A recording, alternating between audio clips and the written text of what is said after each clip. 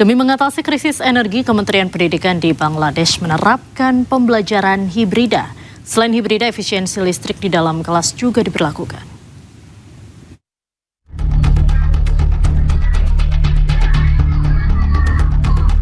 Ini adalah kondisi para siswa belajar di kelas di Dhaka, Bangladesh. Sejumlah sekolah berupaya mempertahankan kelas tatap muka setelah Kementerian Pendidikan Bangladesh mengeluarkan kebijakan sistem pembelajaran hibrida. Kebijakan ini bertujuan untuk mengatasi krisis energi. Namun menurut para siswa dan guru, kebijakan ini justru bukanlah jalan keluar agar rakyat hemat energi. এখন আমরা একটা ক্লাসে ধরেন পাঁচটা লাইটের মধ্যে আমরা 20 জন শিক্ষার্থী ক্লাস করি।